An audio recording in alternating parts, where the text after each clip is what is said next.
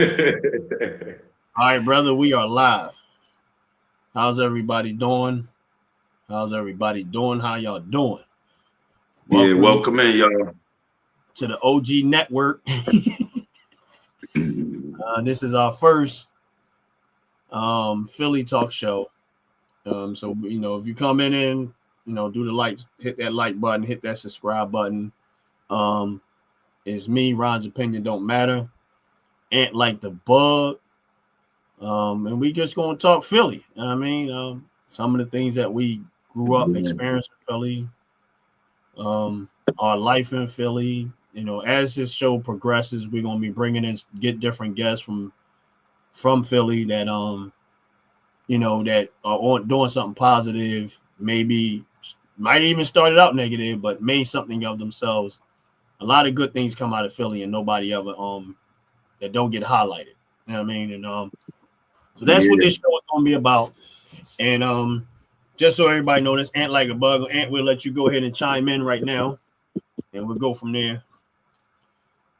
All right. How's everybody? Hello, everybody. Thank y'all for watching. Hoping y'all viewing. Hoping y'all enjoy yourself. Anybody that know me from Philly or been to Philly, you know what I'm saying? You bring the atmosphere up on here. We can talk about it. Like you said, we might have started off in Philly, from the young, with a lot of bad things and things we were doing that we just didn't know no better. You know what I'm saying? That was, it's just what we knew. And then to finally see how they strive and became, whatever it is they doing, just surviving it already is enough. You know what I mean? I made it 53. So, just surviving along with all the things that we've been, where, they were the drug dealers and stuff like that. That's how old we are. Yeah, that's how we are, man. It get there fast. I'm about to sing, "Oh, Bethune, our colors true. Earthly green and royal blue, help us live and grow in harmony. How we work and how we play every night and every day." Yeah. But that's one of the few songs I probably still remember. I guess if I would attend school more often, I probably would remember myself. Yeah, right. Well, Bethune was the one we kind of went to a little bit more, you know what I mean? Yeah. Before we started trying to do, because when you think about it, you went to that school for 6 years. Right. You know what I'm saying? From kindergarten or whatever, 6. So you sang that song. You had the junior high school 3-4 years, and then 3 years. It was a middle school. I don't think it's a middle school now, but you had the middle school. I went to Fells, and then I went to Northeast. So you only had 3 years in them. I can't tell you what the song is with that, but we was birthed on them songs itself. You know what I mean? Yeah. I couldn't tell you Alaniz, and I could not tell you Cook. Yeah. But yeah, that's crazy, man. Like, it's funny you talk about Bethune, man. Because that's kind of like that's our hood, that's our neighborhood school. Like the other schools we had to leave to go to, but Bethune is our neighborhood school. Like that's that was our that's our neighborhood school. You know what I mean? And yo, bro, I don't care what nobody say, man. It ain't nobody that's more terrifying than Miss Gardner. Yo, 3-4 foot tall Miss Gardner. Yo, don't make me get the seat of your britches. You like, you looking at her now like, what you gonna do to me? You was scared of it. It didn't even matter. I'm taller than you. Yeah. You did not listen from the time we was in there. We wound up bigger than her. We still was scared of her. Right. Yeah, but that makes. That's where you miss the authority at. She never had to touch you. Nope. We respect it. Respect it. Yes. To you, less. You was in high school and college, and you still was scared of her. You know what I'm saying? Yep. I don't want her to call on me. I mean, every time. That's it. Everybody, time you see somebody around 4 foot tall, you scared. You're like, that might be Miss Gardner. Right, yeah. That's probably why some of us be like, man, I don't know about midgets, you know what I mean? Or, small people. You know what I mean? She definitely held the standard, man, of respect. You know what I'm saying? From that, man. You're right. I love that lady, man. Yeah, I remember because I think she retired when I left the school. Without my last year at school. Matter of fact, she was there. I know we went up there for her retirement. because I think she retired, man. And I Oh ain't never wow. seen too many people like crying because they gonna miss her, and you never realize how much of an impact a person have on people's lives until they know they possibly might not see you no more. You know what I'm saying? Yeah. Like, I know she was Always just like that. Yeah. retiring, but there was so many kids in that neighborhood that came through that school and was up under her you know, her leadership as a principal.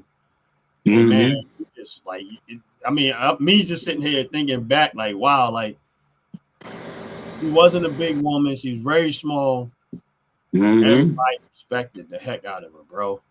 Yeah, yeah. Like, they respected the heck out of her, man. Like she was like a mom. You know, it's funny when you think about it. That's when once we left there, that's when all our relationships changed with each other. You know what I'm saying? Once we left from that neighborhood school, like first went to Cook, another went to Fells, you know what I'm saying? That separation is when everybody started feeling a little bit more on their own way and divided. Right. You know what I mean? You had to go out of town. You got to go to where you live to go to school over there. You know what I mean? Whether a couple blocks or, you know what I mean, a couple miles.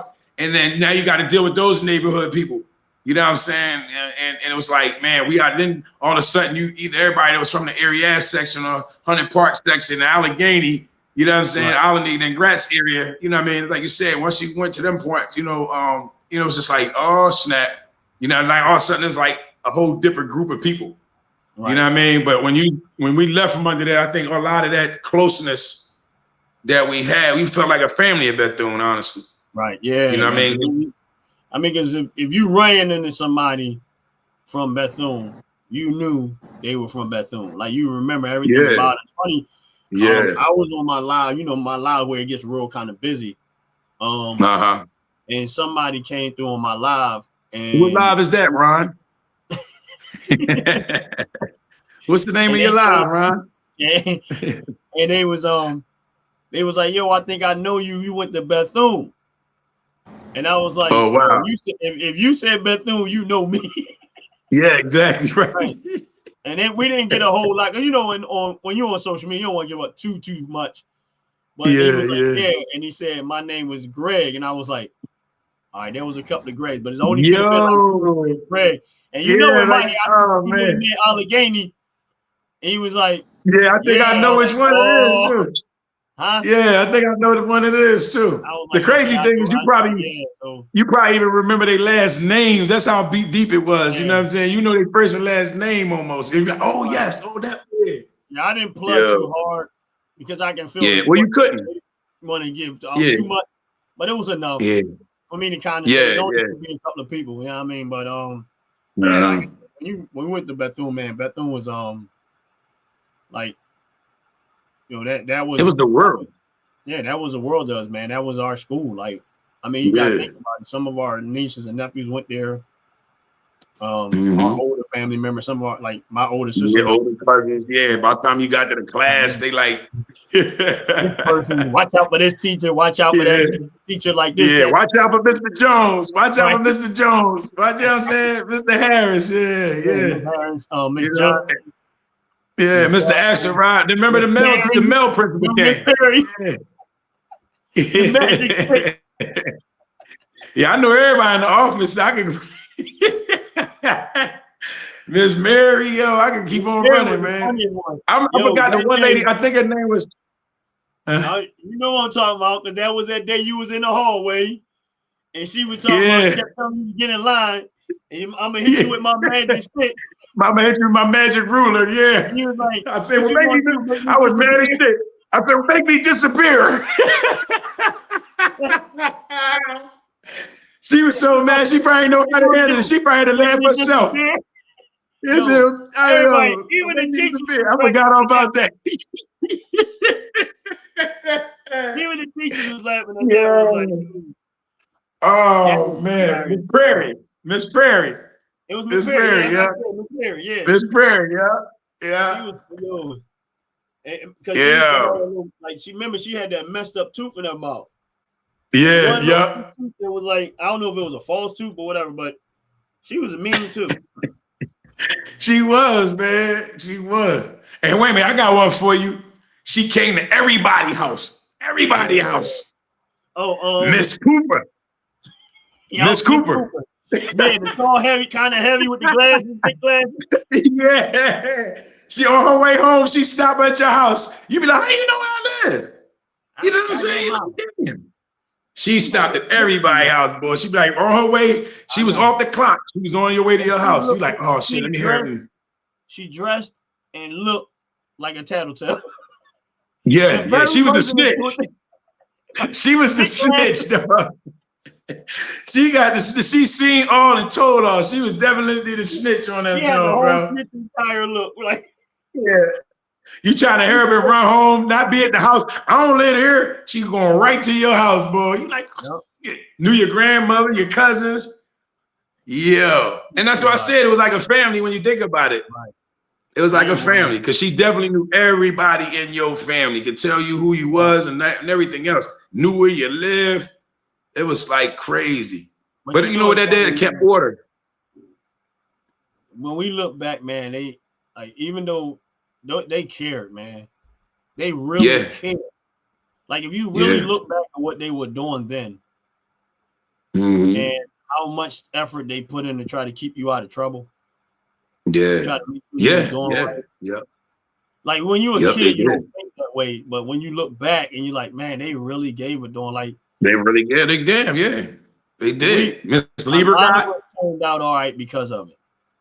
Like, of course, we have parents and stuff like that. But I think a lot of us turned out, like, you know, because I'm around the school a lot. And I can clearly tell you these teachers don't care. They don't care. Yeah. Oh, yeah. Nowhere on the level of what we were raised under. You know what I'm saying? They don't have that I want you to do better attitude. They too busy trying to be passive with these kids or friends with them, or like these Miss Cooper was not trying to be your friend. No. You knew she wasn't. You ain't want to be your friend. Right. You kind of did, but you didn't. Cared about you. Yeah. You know what I'm saying? Like, you she had to care about you. She had to care about you. She would walk to your home right after work and stop at all the children's homes and talk to them about situations. Yeah. And my thing is just, think about how much of that is missed now. Yeah. Like, like when we was, honestly speaking, man, we was blessed to grow up when we did. Like, if you really think about it. I agree. Talk about Miss Gardner, right? And how much of she was the principal of school, how mean everybody thought she was. But what would your reaction would be if you saw Miss Gardner right now? You love her. You'd be like, oh my God, Miss Gardner. Matter of fact, I got one for you. Go ahead. God bless her soul, Robin, you know what I'm saying? And also Miss Gardner passed away. Right. And I went to, I used to go to events with Robin all the time, and she was a Soror sister, from Temple, Soror sister. So, they would always have events. Sometimes I attend some of these events with Robin. And I remember her telling me, like, Miss Gardner wanted to be in one of her Soror sisters, you know what I mean? And I remember going in, I was like, I said, yeah, now you figure we was out of school. I must have been in my 30s. Right. And when she said something about Miss Gardner, I said, she's still living. I ain't mean to say it, but I was like, she's still living. So she said, yeah, that's one of my Sorors. And I said, yo, I'm serious. I said, oh my God, I ain't mean to say that, but blah, blah, blah. Wow. So after she told me that, I want to say within 2 years, I wound up going to an event and got to see Miss Gardner. And it was like the most, it was like I'm like, oh, Miss Gardner, like, can I come hug you? And it was almost like she said she remembered me. And I don't know if she really did, but I feel like she did. Right. I felt like she did. You know what I'm saying? It's hard to remember all these kids. You went through thousands of kids. Thousands of kids. Yeah, but she said she did. I'm like, I was in that motherfucker a lot. So I remember you in my office all the time. Yeah, I was like, I should have had a job in their office. They probably like, I'm gonna throw something at you. Mm-hmm. I'm gonna throw something at you. Who was the assistant principal? Mr. Axelrod. And then you had Mr. White, who came in later. That's why I remember anyway. I'm trying to think. It seemed like You heard me? Yeah, I'm listening. I was trying to click something on here. I couldn't. The thing is, I could not remember who the assistant principal was. She's the only one I remember. Yeah, no, I'm telling you, I'm practicing I mean, that. You see, I tell you about everybody came to your house. right. I don't know what the one lady name was. It's two ladies. I don't remember their name. They was NTAs, and one was our man Rock. I can't think what his mom was. Right. Rock. His mom used to work there, and you know anybody was gonna mess with her. They'd be like, Rock gonna come get you. You know what I'm saying? They'd be like, you ain't gonna fuck with her. Rock and Shallow, they gonna come get you. You know what I mean? Because they was all squad from Airdrie Street. You know what I mean? The brother. So they were playing the game, but it was I think her name was Miss. I don't want to say Gear or Greer or something like that, but she would grab you by your ear. Brown skin lady, she'd grab you by your ear and you'd be like, I hated her, yo. Miss Gear, something like that, yeah. Right. If anybody that wanted to hit, yo, it was her. I can't forget if there's any teacher I wanted to punch, it was her. Who's that? Ben THC, why is Philly crime rate so high? I don't know. Well, do you live there? First of all, let me say that. Do you live there? Or have you lived there? Right. Well, here's the thing with crime rate. Crime everywhere. Philly do have a crime rate. I mean, of course, we're not really emphasizing on the crime, but Philly do have a high crime rate. But if you look at the population of Philadelphia and you look at the population of some surrounding county and you compare it that way percentage-wise, you kind of come out the same as any other county. You know what I'm saying? But most people also go ahead. Also, I didn't think about it. Row homes. Right. You got about 40 to 80 houses on one block, right? You know what I mean? Block after block after block. So the population of it as well. That's why he has so many crimes. Like I moved out to when I was in Coatesville, it's probably maybe 20 houses on the block, if that, maybe 12. So it wasn't row homes, it was a single home. So of course you got less people in the dust concentration. So that's probably one of the biggest reasons why the Philly high crime is that, because you got many more people per street. You know what I mean? You couldn't go to another street. Yeah. It's a lot. It's populated, it's extremely populated, dense area. So even though Philadelphia is like the third largest city, you talk about 1.7 million people living in Philadelphia. So 1.7 million people in a city like Philadelphia. Don't get me wrong, there's a lot of other factors in there. You know, poverty, welfare, section, you know, like those type of programs and stuff, crime, desperation.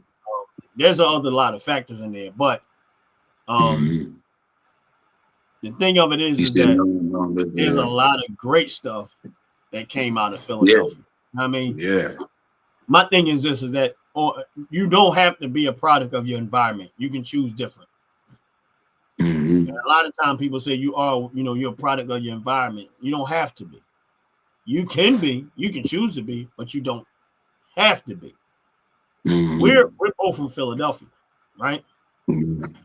Was crime your everyday lifestyle? Ain't? Nope. It wasn't. I mean, but yet, what did you see around you a lot of? Like people that loving people. I mean, like I said, it was crime when you walked in certain places. Like, it was crime. We grew up in a neighborhood where there was crime. Right. There was crime, and we seen it. Right. But are we a product of it? No. Yeah. No. Now, was that everybody? No, it wasn't everybody. We knew who the criminal. We knew what the criminal element was, but that wasn't everybody. You know what I'm saying? Like it wasn't. Right. You know what I mean? And the point that I'm making is that, you know, when you look at Philadelphia, and again, when you emphasize on the crime, the reason why your mind thinks it's all crime is because you don't know all the good stuff that comes out of Philadelphia. Right. You know what I'm saying? Man, we laughed more than we cried. Right. By far. We had a good time. Staying out 3, 4, 5, 6 o'clock in the morning. Like you could sleep on the porch. Like it was like, you know, and everybody had respect for each other. Right. You know what I'm saying? Even morally respect, you know. Now it's different. It might be a lot different now than what we grew up in. No. But I'm on a live, but you can keep her out. Yeah. It might be a little different. It might be different. There's a different caliber of people now because we seen growing up from Philly then how things was changing. Like if the criminals that we grew up around, if an old lady was walking down the street with bags in her hand, the guys that was doing some shady stuff, what would they do? Hey, Miss Johnson, you want me to help you with your bags?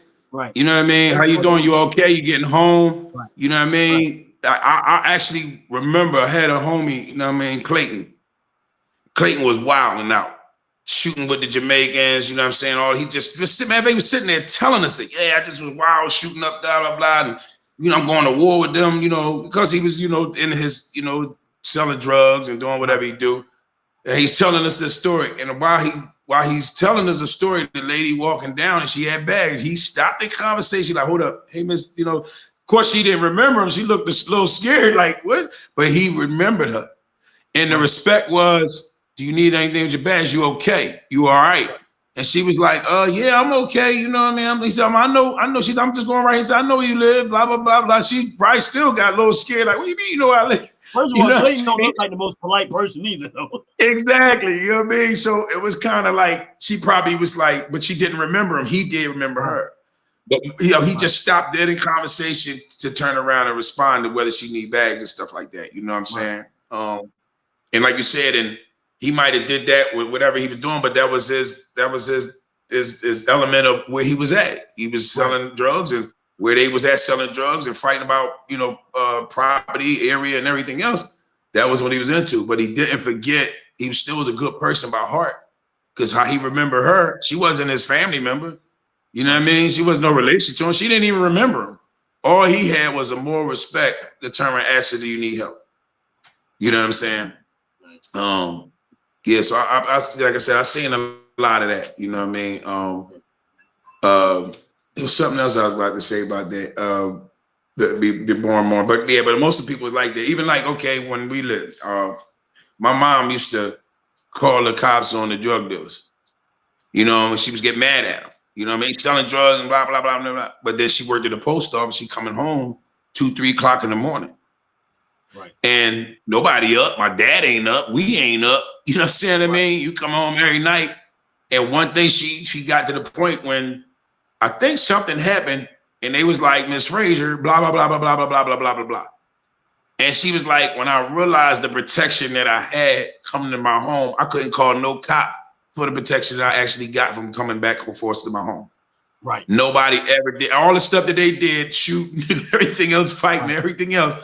But when they seen the ladies come on the block or old heads, the gentlemen come on the block, it was a stop. Yo, we not doing that right here. We ain't doing that right now. Like, it wasn't, you know, it was like, you know, not kids in front of children type vibe. Like, you know what I'm saying? It was morally like, or it just, you know, had that love for you. You know what I'm saying? And she said, I had to stop calling the cops. A lot of that. She said, I stopped calling the cops. Yeah. It's also your mom's aura. Yeah. How your mom carried herself. You know what I'm saying? It's not. Now, if your mom was one of those, you know what type of moms I'm talking about. Yeah, I know what you're talking about. It probably wouldn't have been the same response. Right. Because of your mom had a, you know, she got up, she was a family, you know, she was a wife. She was a wife to her husband. She was a father, a mother to her children. And she was a pillar in the neighborhood. And she minded her business for the most part. Right, and, right. You know, you don't want to be the person that mess with that, because now you done pissed off a lot more people. Yeah. Like, that lady ain't doing nothing to nobody. I mean, she in her house to take care of kids. So there's different. It's has a different reaction than if you you know, like if you one of those moms is, you know what I'm saying, interacting with them, right? Interacting, cussing them out. Yeah, now, talking about in their business. You didn't separate yourself for them to respect you. Right. You engaged into it, so now you like them. How can I respect you when you out here like we out here? Right, right. You out here, you out here doing the same thing we doing. You know what I mean? Like, smashing the young boys. Yeah, you out here smashing the young boys, drinking, smoking with the young boys. Yeah. the way your mom carried herself, she wasn't participating in that activity. She wasn't in a phase of that. Like, I'm not just talking about your mom. I'm talking about Right. women, No, yeah, I know. women, because it was more than just your mom on that block that got that type of respect. Like, like Frog Mom, you know what I'm saying? Like, you know, different women. I'm not saying just your mom, just you. Because we talk about it, yeah. But there's a lot of women. I go on, right? I go on, Miss Ella, Miss Gloria, right, like yo, you know. But yo, I mean, now that we still on your block. We was talking about business, right? And how many people, like how many black people, when we were growing up in the neighborhood, own businesses. Man, I was like, I said, sometimes you don't realize it until you get older. You start looking back. Miss Casey was. She was one to reckon with, man. They had a bar. She had a bar. They had a bar. I think they had 2 bars, but I do remember one. I mean, they had that corner store, and that corner store was on lock when it came to food, man. I didn't realize she owned all 4 corners of the houses. Yeah. Oh, yeah. She owned all 4 of them homes. Yep. I was like, I ain't even thought about that. I ain't think about how much property she probably actually owned.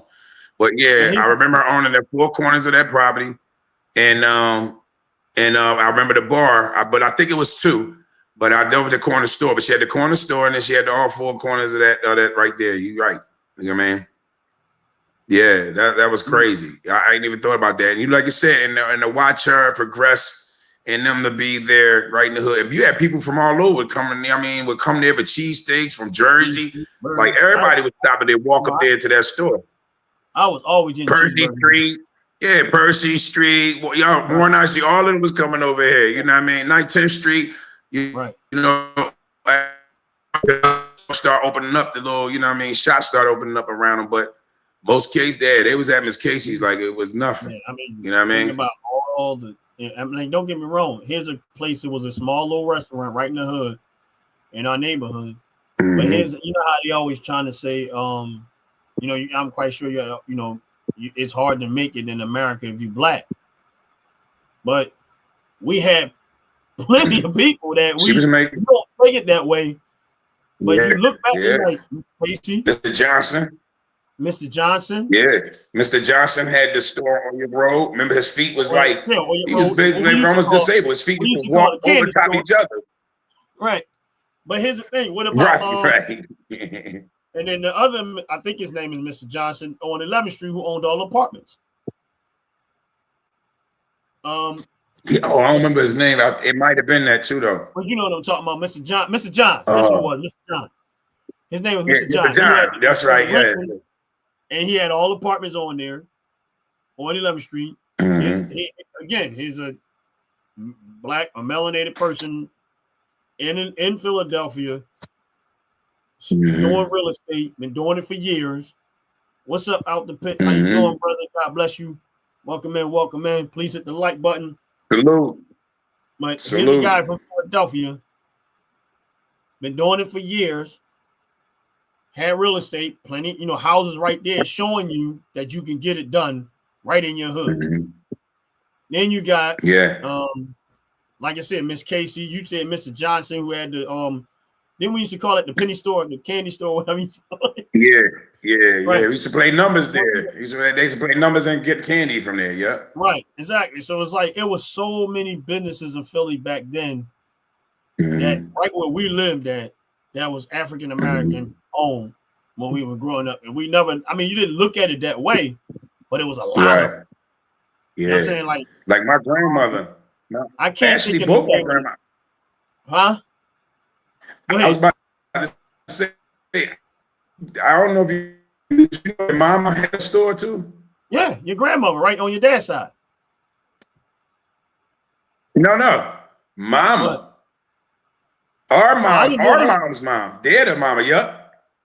Yeah. They had a store up on Lehigh years ago. Wow. I didn't know that either until I seen this picture one day, and I seen Aunt Carrie and whatever they was kids. You know what I'm saying? We ain't never seen Aunt Carrie. So I'll turn around. I'm looking at the God bless you. Welcome in. Hey. Yes, yes, ma'am. How you doing?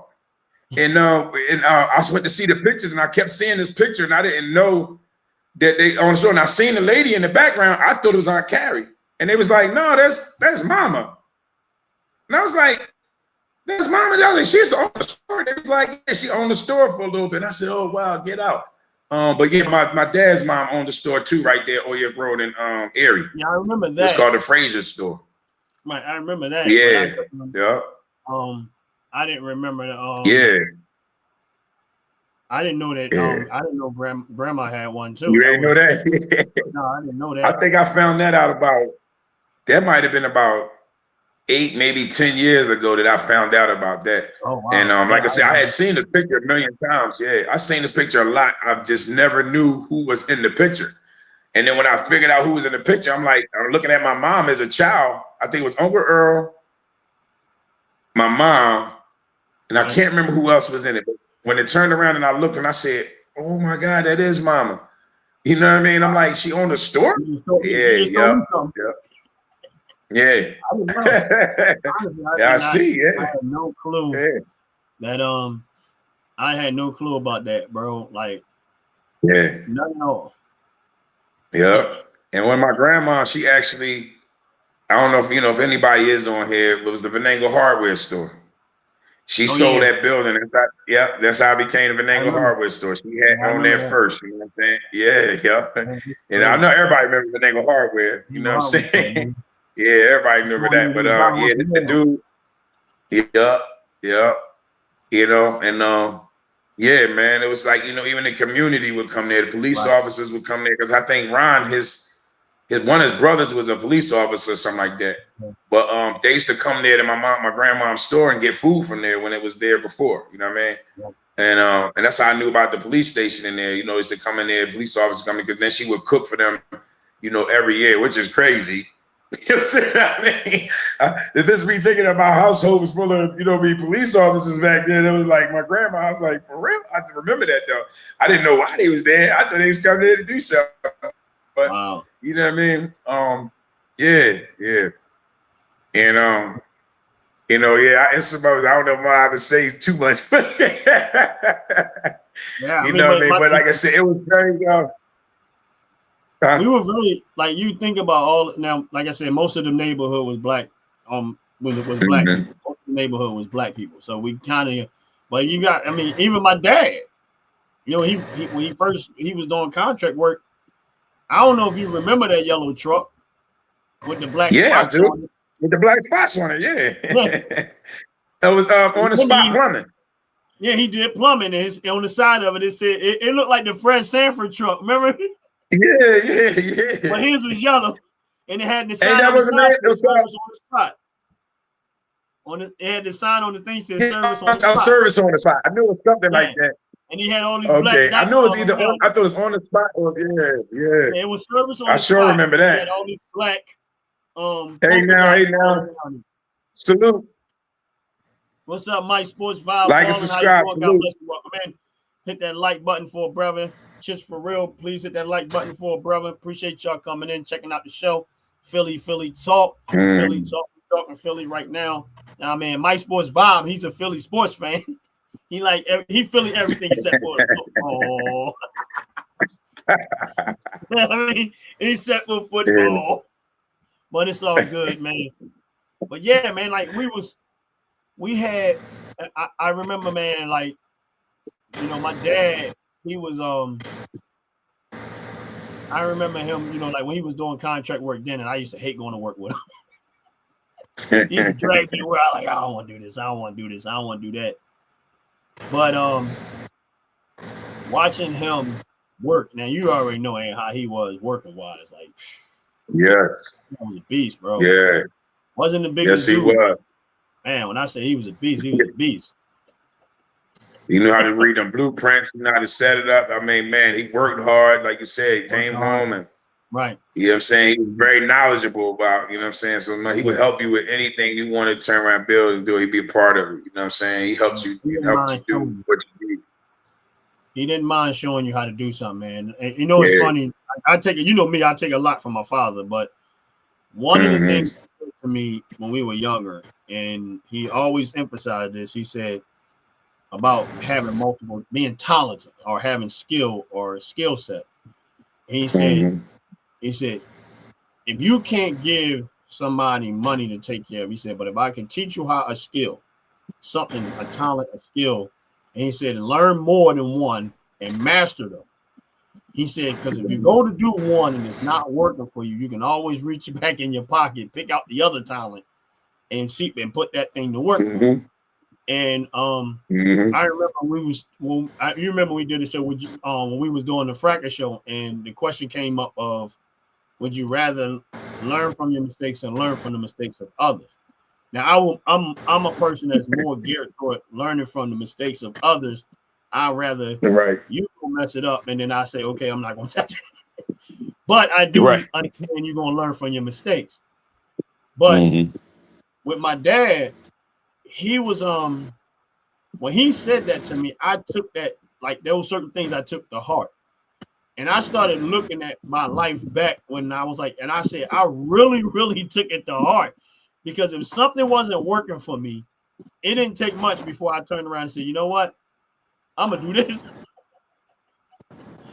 If that ain't working, I'm gonna do this, and I'm gonna go run with that.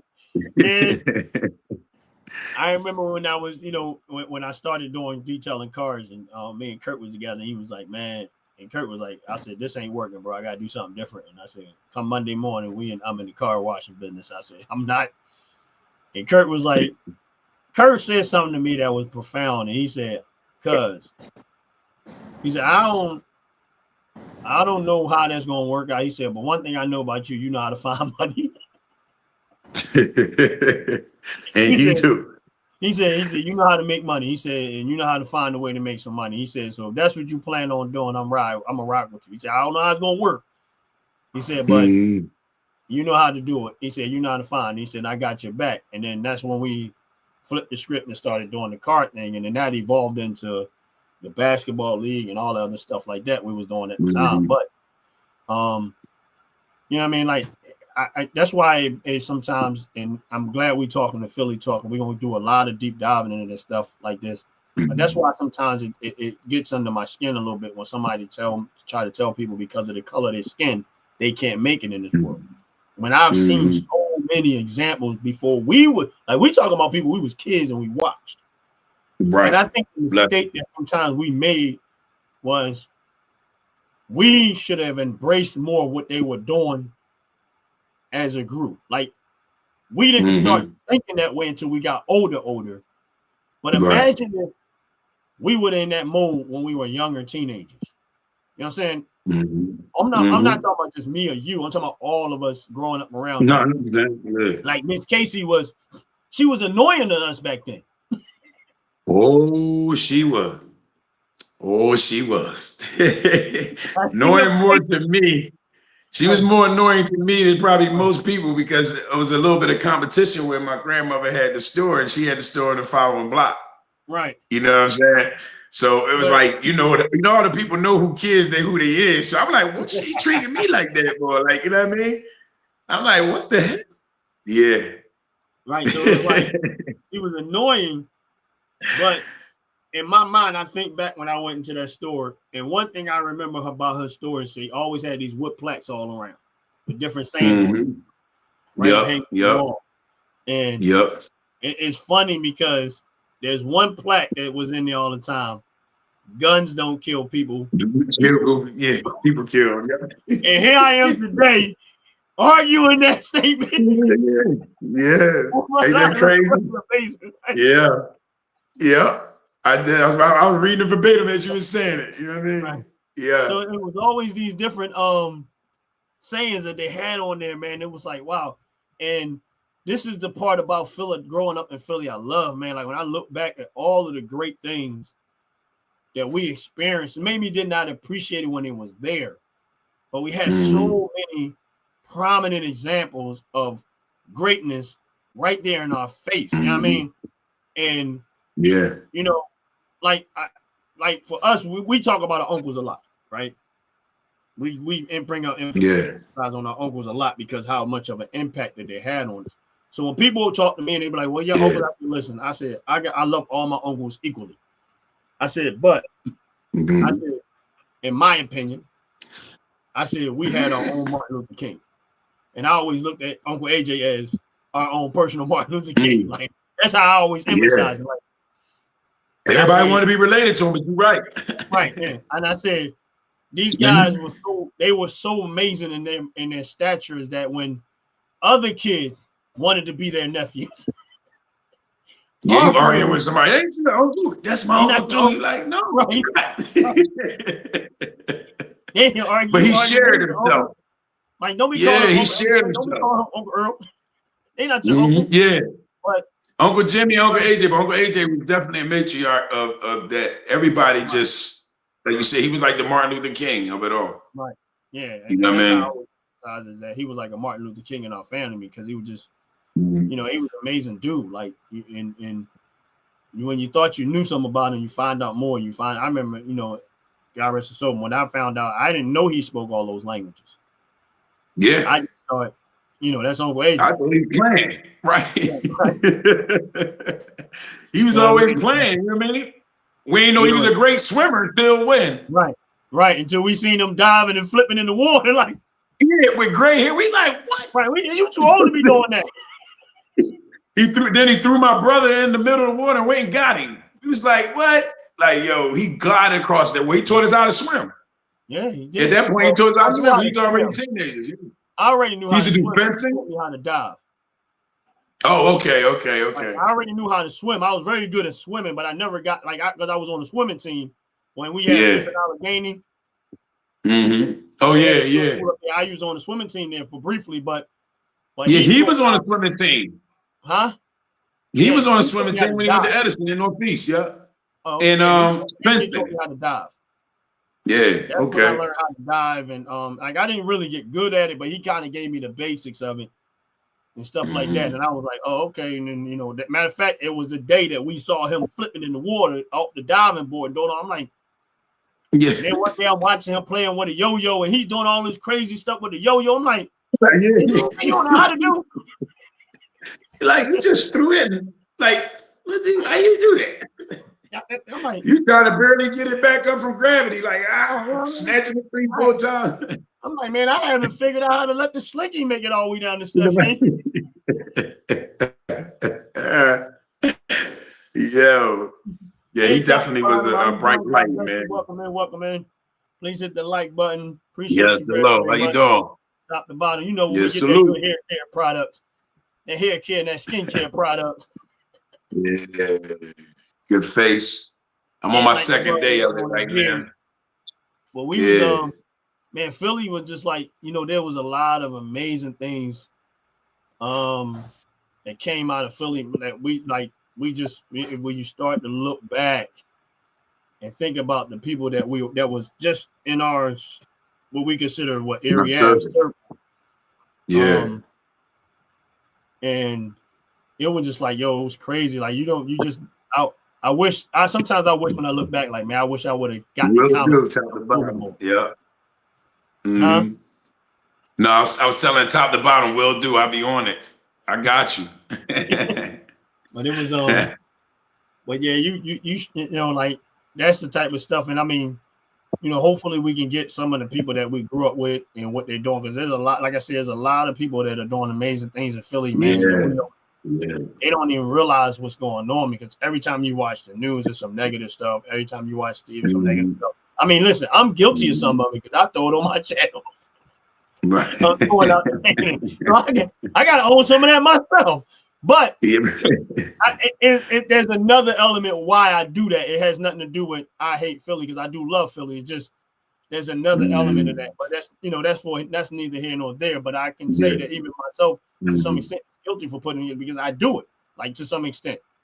But there's a it should be Sean, because there's a lot of great things that came out that's coming out of Philly, that came out of Philly, like here, you know what I mean, like people that came out of Philly that are doing amazing things to this day. You know what I mean? And I don't want, like, like, I can't give up all the tapes, because I'm hoping that we can eventually bring them on the show, and then we can. Me too. That's exactly what I was sitting there thinking. I don't want to give up all the goods and stuff like that, because, you know, the thing is getting them on the show, and giving people a chance to get to know and let them tell their journey and let them tell how they got to where they got at and stuff like that. We talking about, we kind of introducing the show, kind of talking about our lives and how we got to where we got to go, you know, and stuff like that. And but I want to tell their story, right? And you leave it open for them to tell their story about what you thought. Like that. You know, like even like my oldest brother, you know what I mean? Like a lot of times, my brother, he has a great story, but a lot of times people don't realize how he got to where he's at. You know what I'm saying? Right. And, but at some point, try to get him in on the show to tell his story and how he got to that and stuff like that. I mean, it's a lot of stuff that that are meaningful stuff that people are doing. You know what I mean? Like when me, you, and you know, Rich, you know, our cousin Rich. You know what I mean? We don't sit there and have a major conversation about stocks and investing. And, you know what I mean? We could talk for hours about this stuff. You know what I'm saying? Yeah. If we around other people that is not engaging in with that, it's like, you know what I mean? But if we all three of us in the same circle, we start talking about investing, we'll send stuff out of there. You know, we'll to other people, stuff off each other, stuff like that. We respect what each other's doing. But again, another person. You would have never. Why are you choking up? You about to cry? What you going on? You choking up there? Yeah, you about to choke about something? I need some water. Well, it's all right to cry, Ryan. You on live? It's all right to cry. You ain't no punk. I ain't crying, man. I ain't crying, man. Y'all ain't gonna make me cry. Even talked about him. He said about it's great to have balance. And when you was talking about Sean on your show, and I'm like, you know, even though you might talk about some negativity, here's the other thing. Even the negativity that we talked about, we don't even know where those guys got going on, what they're doing, and where they from, and who the people they actually around. Even though they might be doing some stupid stuff, but they probably actually have some moral to whom they house they level, or you know what I'm saying, or they friends. Like, you know what I mean? We don't know that. And that's the sad part, because we don't know why they did what they did. You know what I'm saying? To cause that to be. You know what I mean? Any one of us, like, you know, like you touching my kids is my button to destruction. Like, you know what I mean? I could be just as normal as that, but you turn my mess with my kids, I'm ready to blow up everything. You know what I'm saying? I mean, you're gonna see a whole different vibe of me. You know what I mean? So I get that. You know what I mean? You know, so yeah, you know, that's on that. You know what I mean? You be like, oh, he good, he nice, he a nice guy. Man, don't do nothing to my kids, my grandkids, and my family. You know what I'm saying? I mean, you be like, ooh, I ain't know you had that in it.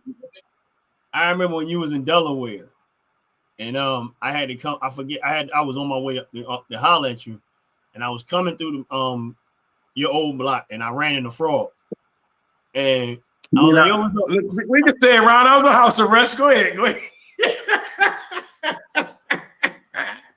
You can say it. I was on house arrest. Go ahead. The good dude. I was on house arrest, but go ahead though. You was on house arrest anyway. And I ran into Frog. I mean, it's weird to hear that you on house arrest, because I would have never thought like that's not even like. I mean, it's you. If they know the story, they gonna understand it's you. But But I remember I ran into Frog, and now you gotta remember Philadelphia and Delaware is like right beside each other. Like they neighbors. And me and Frog, Frog was like, yo, where you going? I was like, yo, I'm on my way up to Ant crib. I gotta shoot up to his crib. He was like, man, I ain't doing nothing. I'm gonna go up, bro. You don't mind, I'll ride up with you. And we, we rolling up there, we talking, talking smack, whatever. Yeah. Listen, I'm cool with Frog, but I've never been nowhere with Frog like that. Like, you know what I mean? Like, that was y'all. That was you always called him like your oldest brother. That's my big brother. Yeah. That was real rap. That's his John. Real rap. But you didn't know that he was coming. You didn't know that he was coming up. He just on the whim. So I know. I was shocked too. I was like, dang. we driving up there, and we on our way up there. We're just busting it up. And Frog was like, top to bottom, I got skinny legs, bro. I ain't gonna lie. You know what I mean? I don't even want to bring that up. I had some skinny ankles, brother. They try to figure out how to keep the ankle monitor on them. Yeah, I was about to say, I can slip that joint up. Only by my feet. My feet was huge though, but hey, my ankles, they was like, damn, they can't even crank it down or smaller. Yo, oh my God. Oh man, Oh he an man. American body with Yeah, I remember y'all American body so with yo. Ethiopia ankles.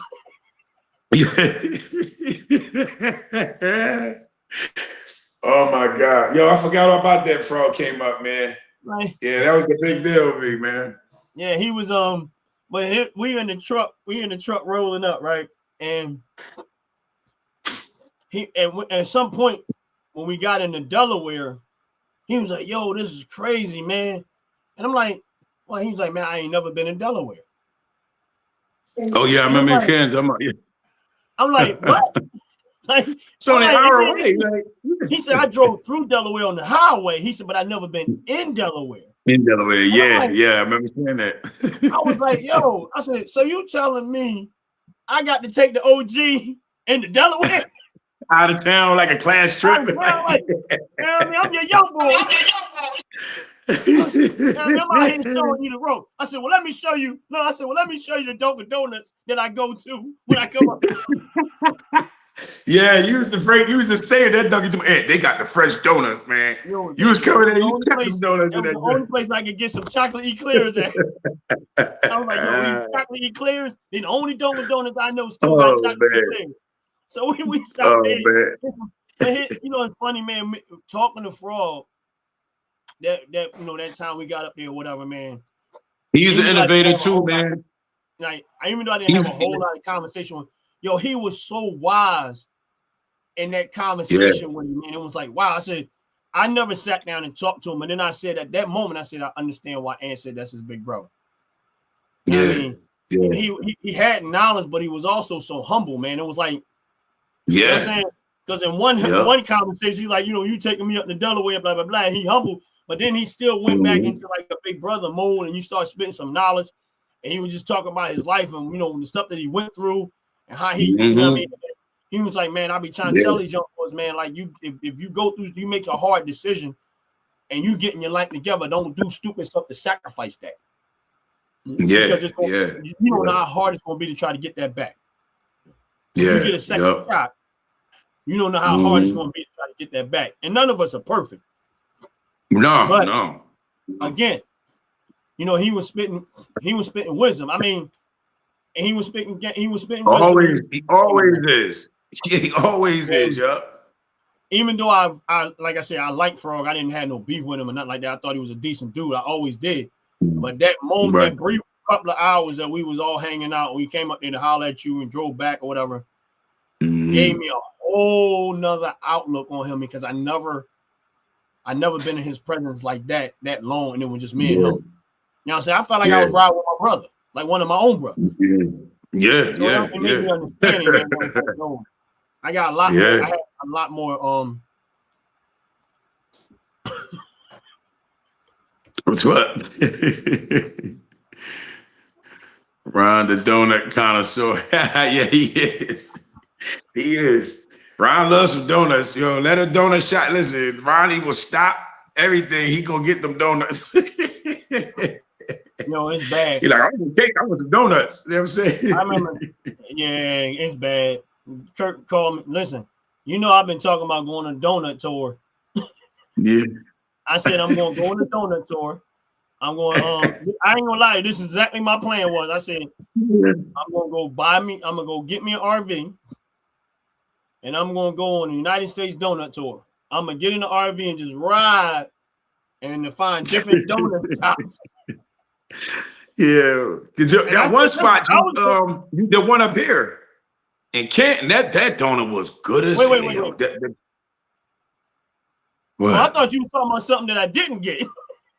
Oh no! Oh yeah, you talking about? Wait, what? wait. No, it's one you introduced me to where I live at that was in there. You know what I'm saying? You talking about the Amish donuts?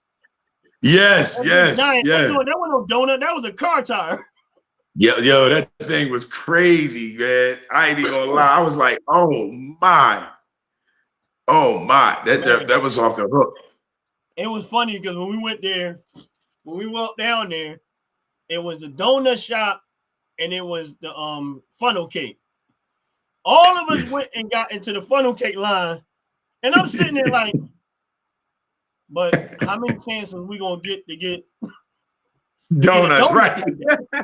We can get funnel cake Hot, anyway. fresh donut. Oh man, that was the best decision ever. That was the best decision ever. We got out Man, there. that joint got me thinking about it now. Went up Nice, to that donut warm, line, man. hot.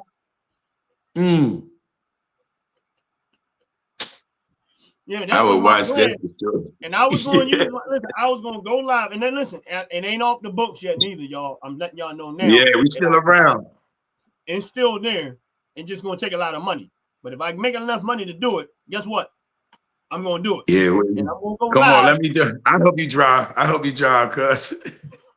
I'll be like, what happened? I hope you drive. I'm gonna leave here. Yep. Listen, I'm gonna lose about 50 pounds because I know what's gonna happen on this tour. So I'm gonna have to take off 50. By the time I get back, I'll have that 50 pounds back. Have a whole box. That donut, man. I must have ate on that donut for about 2-3 days. About 3 days I ate on that donut. You know, it's funny because when people call you and tell you about some new donuts in town, you know you bad. Kurt called me up and was like, yo, you got to try He like an addict. Duck Donuts. It was called Duck Donuts, right? Yeah. And he was like, yo, you got to try Duck Donuts. But I never got to where he said go. But I happened to be somewhere else and they had another one. Man, I turned around, I was like, yo, I said, that's the place he was talking about. So I spent around, went into Duck Donuts, man, and they custom make your donut. And bro, so I got, when I say custom make your donut, all right, so they make the donut fresh right there. It's almost like a pound cake type of donut. They make it fresh, and they got all these toppings you could put on there. So I got them to glaze the donut, and then I got them to put some crushed peanuts on the donut, and then I got them to put some caramel on the donut and some fudge on the donut.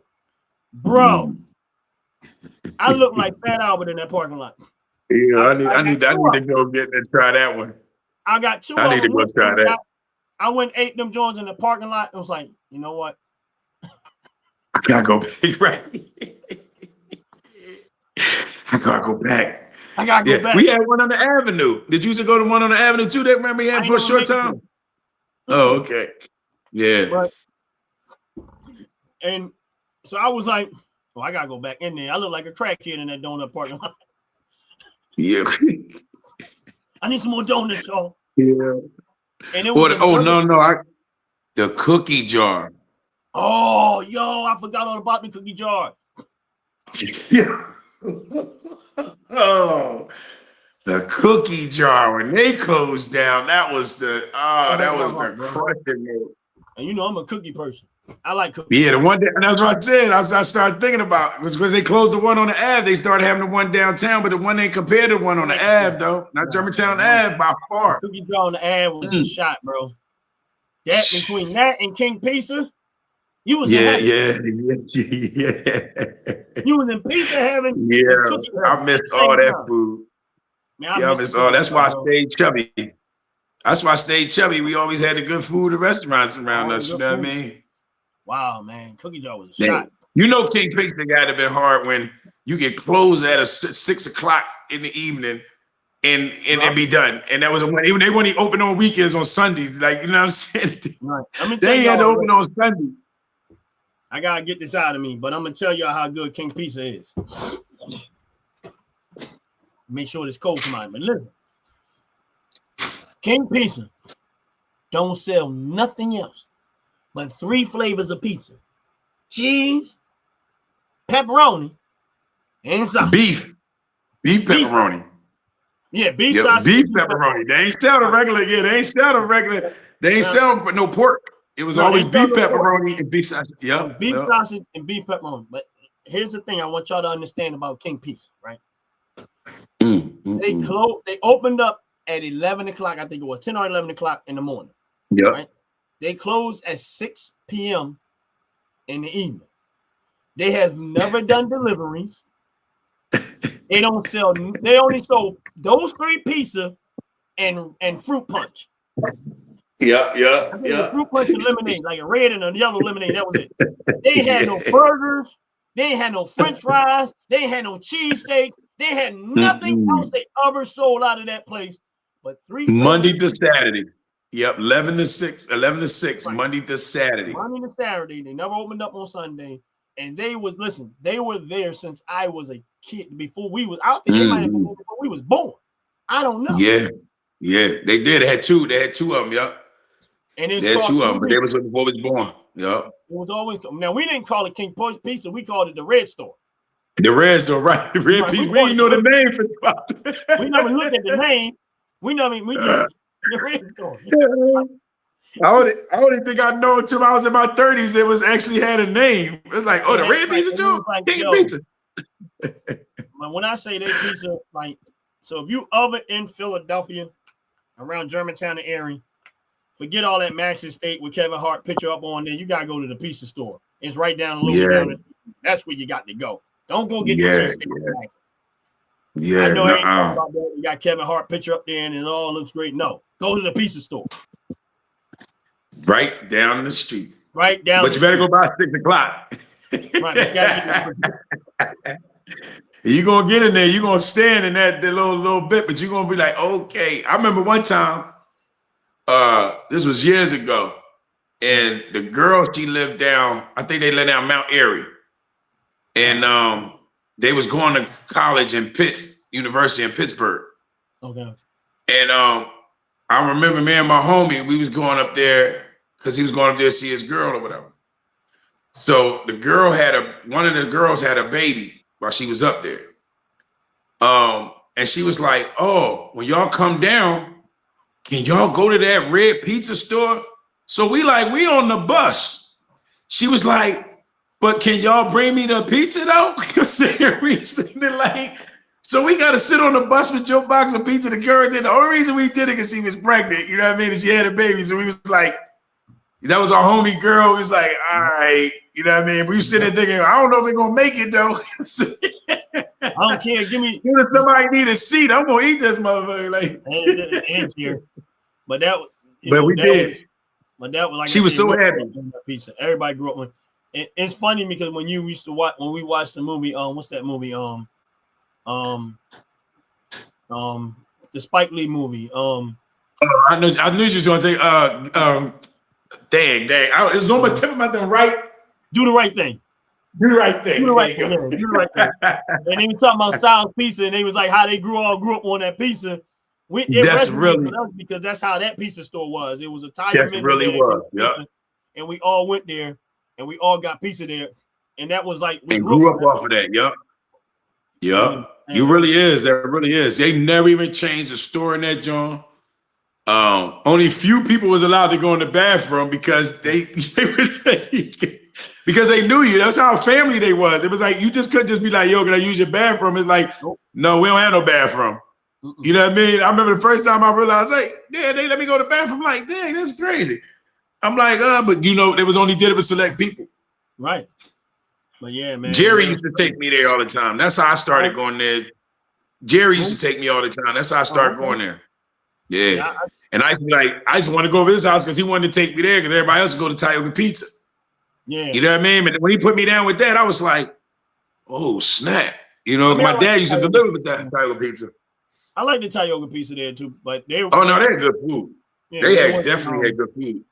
It wasn't like King Pizza. King Pizza is like, that's like they had their own special cheese and sauce like nothing. I don't know. I think they but you had to compete with them. I think they making their own ingredients too. So yeah. Now that's one thing I will tell you. I don't know, like you said, what the guy said about living in Philly, and he talking about the crime. But I tell you one thing I miss is the food that was there in Philly. Right. To me, it was nothing that was matched for flavor, hands down. Like we had like Peter Kim's, the Sandwich Academy. Like they just don't know. No. And that's the other thing. Like those local businesses that was there, you grew up with, they had different ethnicities. You know what I'm saying? I know that someone was Greek. I don't know. I'm not sure if King of Pizza was Greek, but I know that John and them, they was from Greece. That I remember. Peter Kim's, they were I don't know if they was Korean or Chinese, But you knew when you went in there, they talked to you. And by the time the kids come, you couldn't even tell if you got on the phone whether they was Asian or Greek or whatever. Right. You know what I'm saying? You be like, you get there, you be like, man, they sound like a brother or a sister, like going with us. And they grew up with us. Half of them went to Bethune. Yep. You know what I mean? And it was a part of our community. It was part of our community. Part of our community, yep. You know what I mean? Yeah, man. Dang, I do like the food though. Yeah. That's the hard part about if you used to having good access to good food all the time. Like places you could not go where they had good food. Like once you get away from Philly, or like if you're from a place like that where the food is always good, go somewhere else. That do become a moment that you miss about Philly. It's like, man, you know, when you're up there, when at that time you get good food like that. Even sometimes when I'm in Philly, I try to bring back a lot of it at one time. Yeah. Like when I know, like I remember, and I got to get food. But yeah, I'm gonna bring it back about 4 or 5 platters because I want to. I know I might not be making a trip for a while. Right, exactly. That's how I felt like too. When you go there, you like, all right, I got to go to the store and go to that store to try to get certain things. Like, okay, anybody's on this watch right now, Stinger shrimp. Sid Booker's Stinger shrimp. You couldn't beat nothing on that one, bro. I used to come home late, 4 or 5 o'clock in the morning. As long as I'd call my wife and say, hey, wake up, like, you ain't here? I'm like, you want some shrimp? Yeah.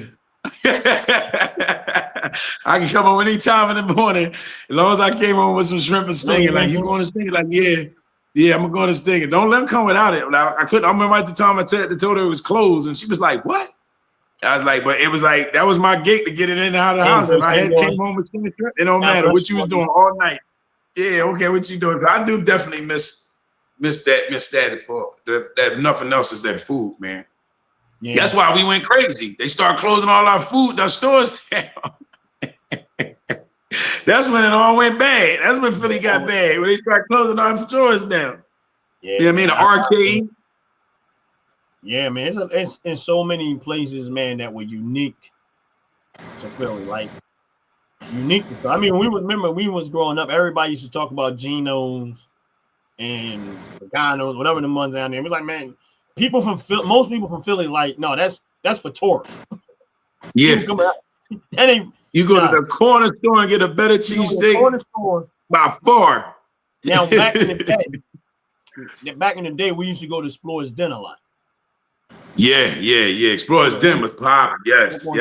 They was the ones that started off with, like, far as Max's. Right, when a lot of meat on it. Best, yes. What? Yeah. There was Explorer's Den was the spot. Right. Man, I miss that. All this making me hungry. That's one thing I miss about Philly, Bo. You can't be hungry. You get food any time of the day. Yeah.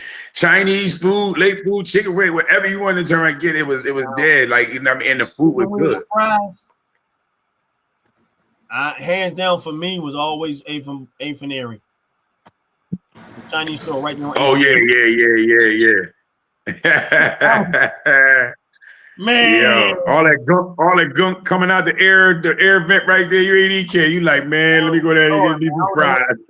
I mean, the cat population is going down quickly because we all eat. We need care. I don't know. But I'm gonna tell you what. I don't know the name of this store that was down by Alany and Champ Lost, like Broad. It was right on Broad Street. And when you talk about wings, like after we got out of Peter Kim's, and you wanted to go somewhere and get some late night wings, it was a Chinese store that sit by, between Champ Lost and Grange, but it was on Broad Street, across from the police station. They had what was that restaurant? It was a soul food restaurant next door to that. I can't even remember the name of them. Oh man, I know who you're talking about too.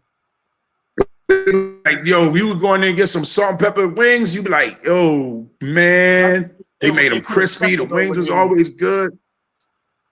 You talking about where they put a Checkers and stuff over there now, the Wendy's or something like that. I don't know, but back in the day, I know it was a you know. Oh man, I can't remember. No, it's not on that side. It was right. It was right across from the police station. But, huh? All right, when the police station at Remember? the mall right there. Then it's not on that side. That was Champ Law. It was actually on Broad Street, going towards the bank. Where's that bank that was sitting on that corner? So I think that's Grange. So it was between the bank. It was between the bank and the police station, but it was across from them. It was diagonal across from the police station. It was right in the middle of the block. Oh, I know what you're talking about. I can never think of the name, but I know what you're talking about because they used to have. Yeah, I don't know the name of it. They had like a vitamin store not too far from there at some point. I know exactly what you're talking about, though, but I can never think of the name of it. That joint was crazy. Yo, they wings was crazy. Even during the COVID, I remember going down there during the COVID. They was the only ones still open. If nothing they can't say about the Chinese stores that was open, they was open holidays and everything else. In the hood, you could definitely get a meal. You could definitely get some food from the Chinese store. I can't think of Christmas night, evening, morning. Yeah, you can always go there. After the bar, before the bar, whatever. Find at a local Chinese store that was open like and you was gonna eat. That was one thing you could do. Huh? And you bang with the clock bar like that? Huh? The clock bar. Yeah, the clock bar. Yeah, I like the day seafood because they had the nice seafood combination platter. Yeah. They food was real good too. You know, I wasn't into the bars and drinking and stuff like that, but it was back then. It was like it wasn't a bad atmosphere because they stayed cooking in there. So even if you was in and out of there, you was coming in to get food, and you know what, I'm gonna stop and grab a drink or something like that. You know what I'm saying? So yeah, it definitely was a I used to go in there and get day stuff because I remember you stopped eating shrimp or something like that, right? No. I still eat shrimp, but you know, years ago I couldn't eat fish because I was allergic to it. But that's no more. I knew it was one of the two. Yeah, I knew it was one of the two. Yeah, but yeah, I used to go get their combination because they used to have a shrimp and fish platter. Yeah, I don't eat lobster, but I eat shrimp and I eat crab. I just lobster. For some reason, don't do it for me. And get any place other than Sid Booker's because nobody could beat them. Those joints are like chicken wings. You know what I'm saying? Sid Booker had the best plump jumbo shrimp. Yeah. Those joints was off the hook, so nobody could really compare to them. Nobody compared. So when it came to shrimp, they was hands down. Like they was hands down, hands up. Hands wide, it didn't matter. Yeah, they killed it. So I really didn't get much shrimp from. And they stay busy. And they still in business to this day. And they stay busy. Every time I drive past there, they open up at a certain hour. Yep, they open up in hours and close out in the late hours. You can always find them open, man. My thing is, it could be snow outside. Yeah, I still see people out because it ain't like it's a building you can go in and wait no more. You outside. Everybody in their car. You outside. Go get their food, man, and they stay packed. Go get their drinks from somewhere else and come back. They calling your name. And all that little turnstile right there at the thing. You sticking your money in there, they turning around with your food. You like keep the change. I'm cool. Just give me my food. I'm out. You know what I'm saying? But your food was $30. You just hand me $100. I don't care. Yeah, just give me this. I don't even care. You know what I mean? You just it was out there, bro. Like you said, I think he passed away a couple of years ago. Sid Booker. I think it made about 4 years now. I think he passed away. I didn't know that. But but that definitely was an iconic place to get some seafood. Because a lot of people ain't even go inside. They didn't even know the bar was, and the restaurant bar was on the side of it because they were so busy getting shrimp by. They like, it's a bar there? Like I didn't go there a lot, but I've been there a few times. I thought they was waiting in line. Yeah. I thought they was waiting in line. But I always seen the place out there packed all the time. I'm like, yo, I mean, shrimp is good, but I be like, it's cold as I don't know what out here. Y'all out here waiting for food? No, I ain't doing that. Right. I get it. Somebody said same in Newark. They goes to see how good their food was. Yeah. That was it, man. Cool. But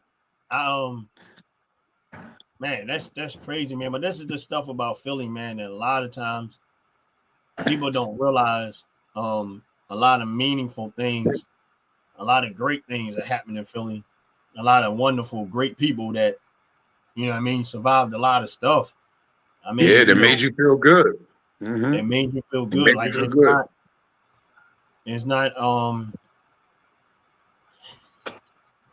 it's not Nice and quiet, yeah. it's not it's not all bad. You know what I'm saying? Yeah. If you ignore a lot of the rhetoric that goes on and you just actually had spent time in Philly, you're gonna find out it ain't all as bad. Yeah, it's got its bad parts and a part in Philly here and there. But if you stayed in Philly or lived in Philly and gotten to know a lot of the people in You Philadelphia, enjoy, you would enjoy that part of yeah. Philadelphia where it would by far outshine all the negativity that you hear. Yeah. There's a lot of people that I've talked to from out of town that said when they went to Philly how much of a ball that they had when they came there. You know, how much fun that they had actually had when you live in. Hold up, $1 million question. When you leaving. Right. No, that's out the Philly. You talking about when I'm leaving Philly because a lot of my characteristics are more like people down in Florida. He's like, you don't even make sense. You know what I mean? All of a sudden, he's like, you sure you was born in the right state? Why? Because you like to fish? Yeah, because I like to fish. You know what I mean? I want to hunt. I'm a gun person. I drive pickup trucks. We couldn't do that. Yeah. What did my son always call me? He called me a redneck nigga, N-word.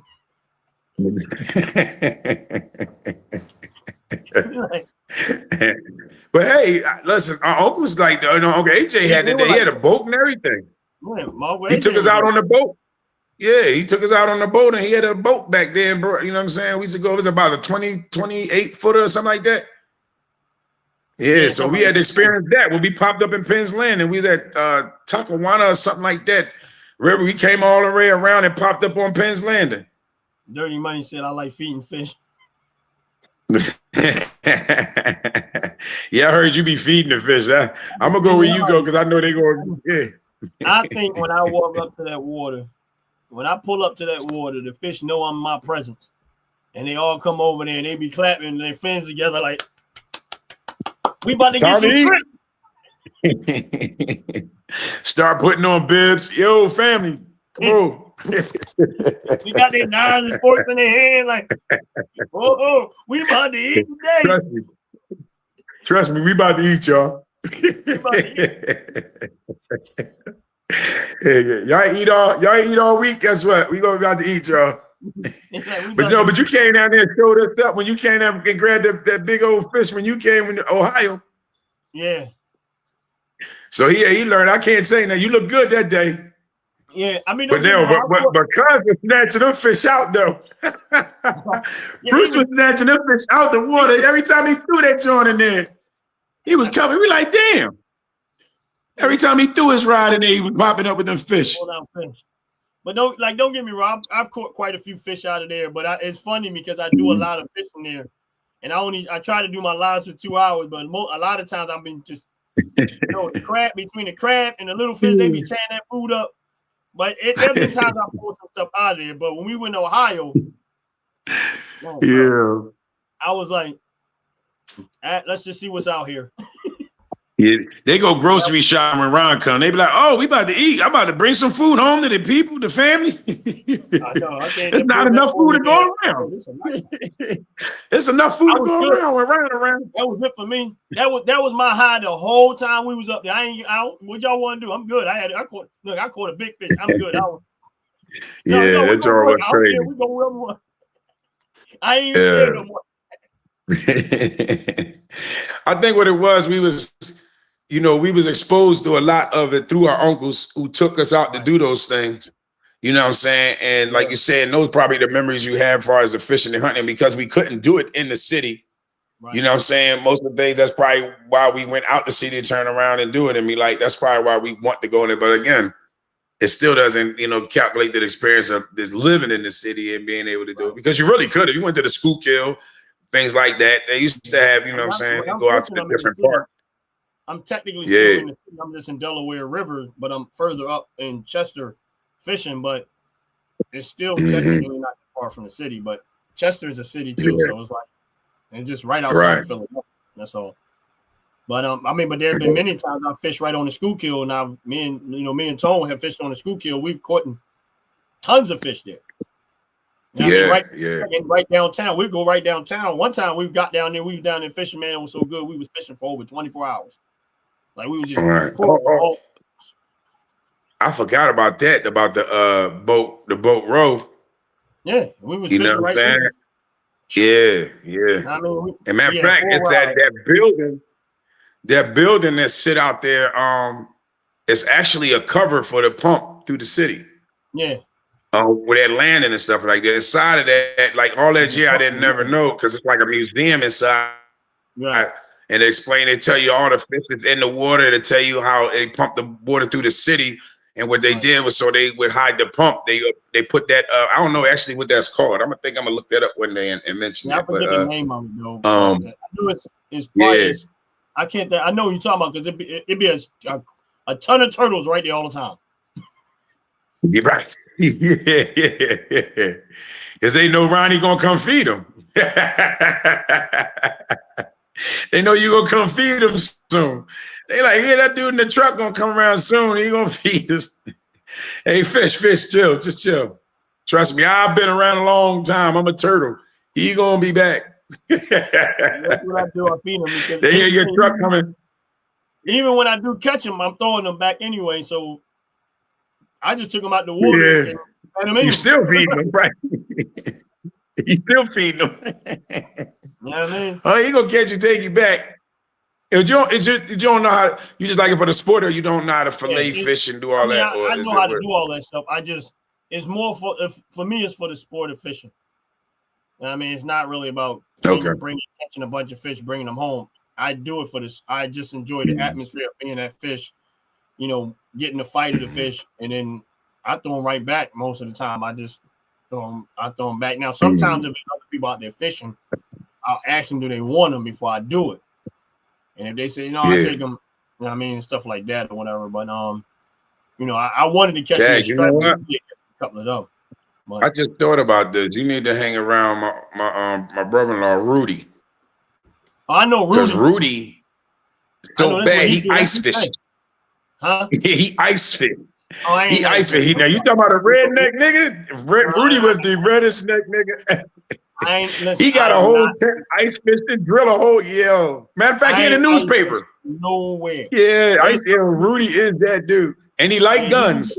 I watch him ice fishing off of land. I am not going on no ice. First of all, you drilling through ice to get the fish. I can go get frozen fish from the supermarket. Yo, Rudy was definitely big, man. Even I have a limitation to what I will do and won't do. You want me to go on a big slab of frozen water, drill with a hot machine, vibrating, and I can't hear the rest of the ice cracking. This is my mind. I'm sorry. This is how I think. I ain't even thought about that. The rest of the ice cracking, because the motor from the thing drilling is so loud, I don't even hear that the rest of the ice is giving way. Damn. It never dawned on me about that, right? It never dawned on me about that. I am not. My brain, listen, I just ain't gonna do it. I ain't going out on Listen, I just ain't gonna do it. I know fish. And they said, oh man, you should go ice fishing. No, I shouldn't. You can go ice fishing. No. Listen, I don't even fish in cold weather. When the last time I've been fishing? As soon as the weather started changing, what I did. Baby, I was trying to make that dude for relaxation up there. Was that I ain't been back fishing. It's cold. Listen, I ain't even on. Listen, it ain't even, the water ain't even frozen yet. Water start getting cold, I stop fishing. Yep, you stop fishing. That's me. I don't even want to be out there anyway. But if it's definitely cold, I'll show him. But Rudy, he buy a tent, then he start buying the heated John, and he be like, sure, hey, I just bought this, blah, blah, blah. You like, why? The heat and ice together. Hey, yo. So how did you decide I'm gonna walk out there and know that you out in the middle of the ice, and any given chance it can crack and break and you falling through? Like how is you not worried? And you be out there at night. You know what I mean? But probably by yourself, because I ain't going. You know what I'm saying? I don't know too many black people going, but Rudy would be out there, man. He was like the whitest black dude I've ever known, man. A redneck dude I've ever known. I'm gonna say it like that. I've been to Rudy house with you. I've been to Rudy house before, and I've been there, and I know Rudy. He got a lot of what I got. He bragged. You know what's funny about him? What? He's so woodsy, and then they come to find out the boy used to break dance and pop, and still can.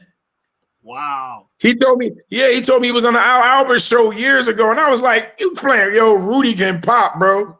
Yes, he can pop like and everything. You standing there looking like you see all the guns and the deer heads and all that around here. You like, man, throw something on. Yo, he like the mix and everything. He was bought some turntables one day, and I was like, Rudy, are you for real? And I'm like, yo, you the redneckest black dude I've ever known. And when I turned around and seen him pop, I said, damn, this nigga really can challenge somebody. He had turntables, he down there. I'm like, oh, don't stop, can't, don't stop. I said, oh shit. Like, yo, I said, oh my God. He said, I used to go to Philly all the time. That's a little too much similarities to me too, man, because I used to DJ. I used to break dance. I ain't doing it no more. But yeah, you ain't ice fishing either. Yo, I think that's it. What is it? Was it can't pop, lock, and pow, pow? Is that what they said? Pew, pew. What they say? Yup. Yeah. Yo, yeah. I was shocked with him, man. When he turned around and did that, I was like, all that time he like, you want some deer meat? Yo, give me deer meat, deer meat. Every time he turn around, he go hunting. Every time he can go fishing. And one day I'm like, he got guns. He love his guns. When he turned around, he was like, I said, what you got the turntables for?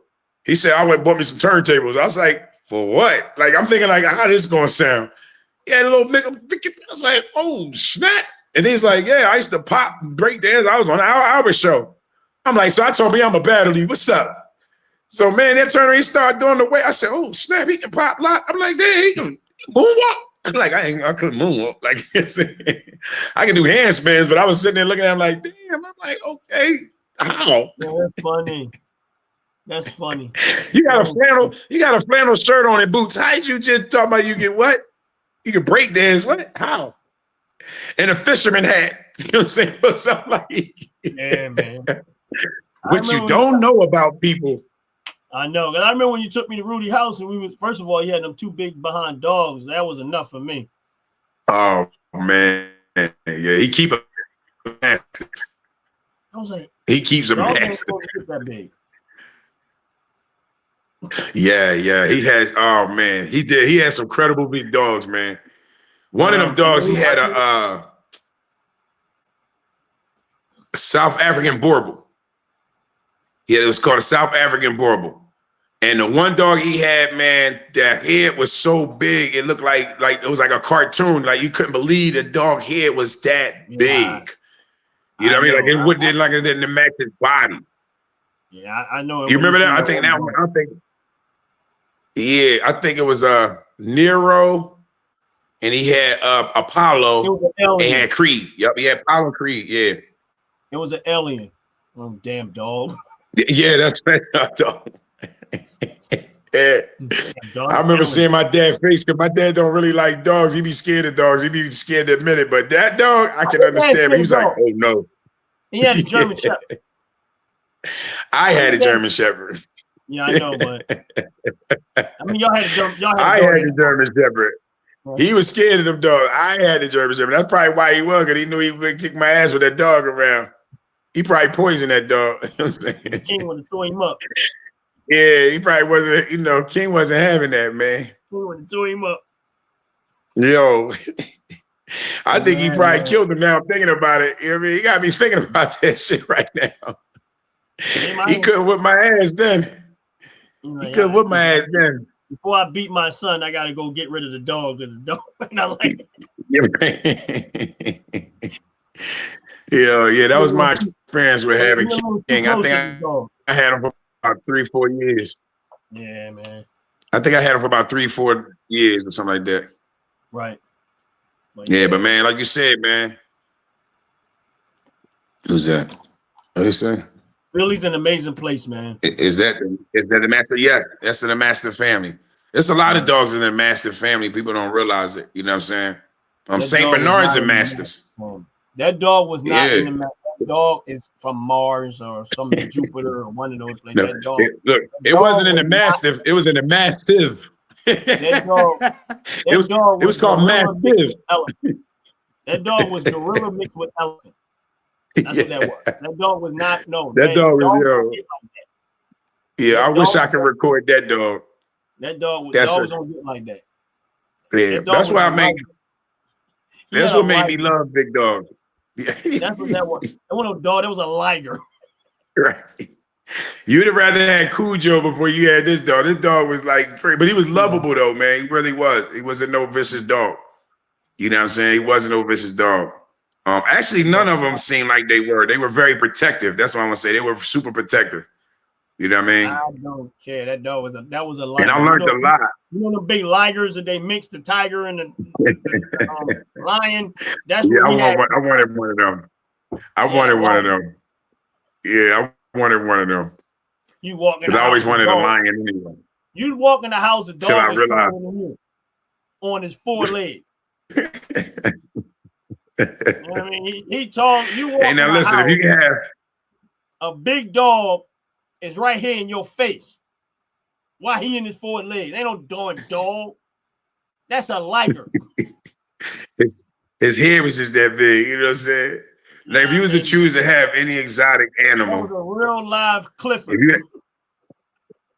what would be the animal if you had if you was wanting any exotic animal? What would be the animal you would want? Who, me? Yeah, That's a good question. yeah, he right. The big dogs think they lap dogs. Vanity still try to sit on my lap. Actually, I let her sit on my lap. You know what I mean? She swears she a lap dog, but that's why I say you is not no lap dog, but they do. All in your in your personal space. Anytime you turn around, I had go ahead. the choice of an animal, exotic animal. I don't know, man, because animals are they're so unpredictable. Like if I could predict the behavior of the animal, Okay. like if I could predict the behavior of the animal, and I want an exotic animal, it would be a monkey. He'd be a monkey? Okay. Yeah. Oh, wow. Yeah. I guess that would be fun. I guess that would be fun. I'm going to teach the monkey how to steal. You teach your monkey to do, they so smart, they do everything you can do. You know what I'm saying? If not better.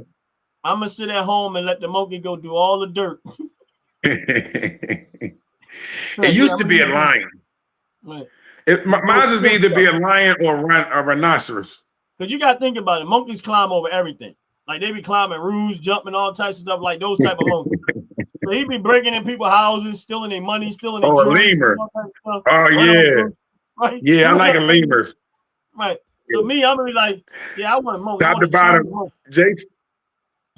Yeah, top to bottom, Jay said a lemur. They like they monkeys kind of, but they almost smarter than monkeys. I don't know what those are. I don't know if they're like a whole monkey breed or something. It's like they seem so.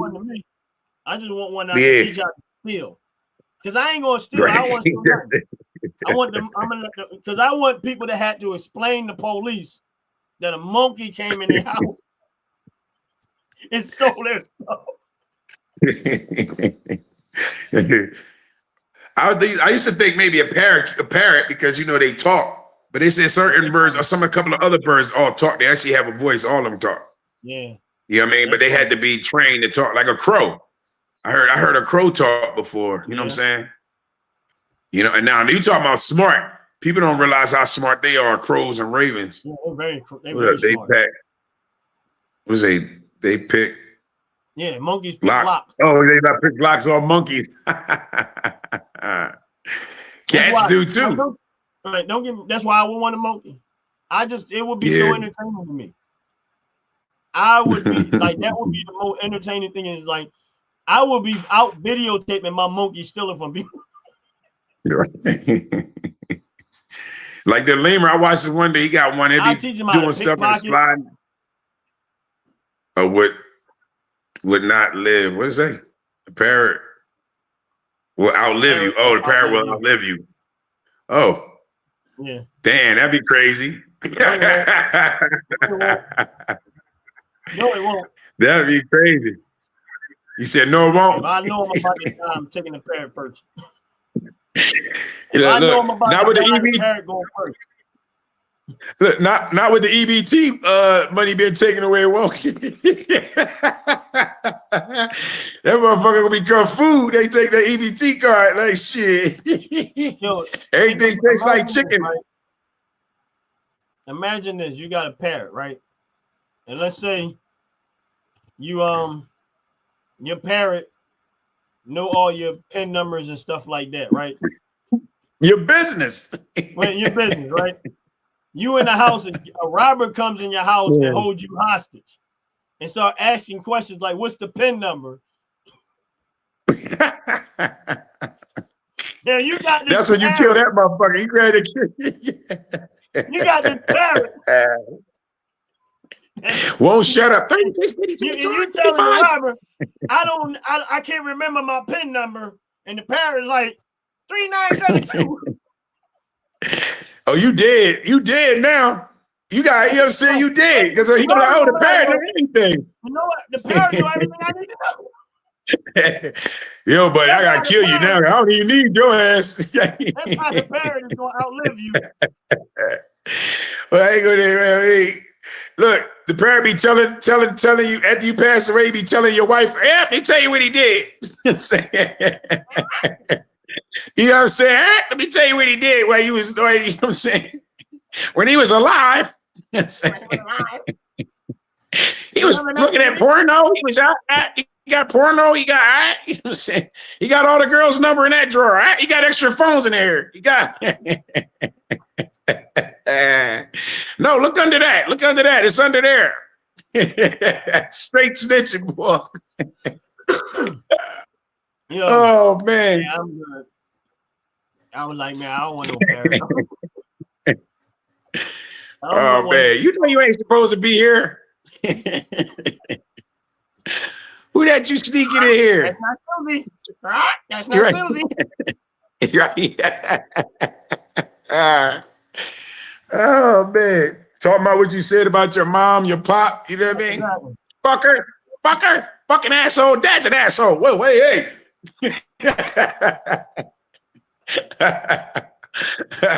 You said you hope mom get hit by a truck, right? Don't invite people from your job home. You know everybody talking about people in job. The boss is an asshole. Yeah, right. I don't even know how we got on that subject, but it's about in my head about animals. I don't even know, bro. Oh man.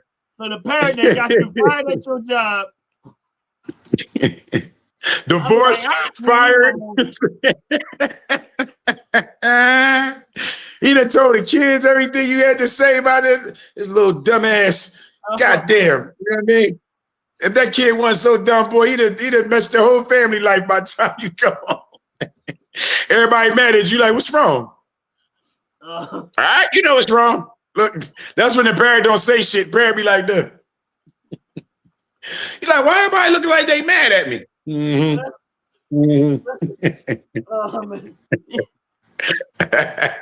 parent like, I wouldn't eat if I was you, all right? All right, don't do it. All right, I'm telling you, your wife gonna poison your ass. All right, she heard about Michelle. All right, she heard about Susie, Janet. All right, the milkman. You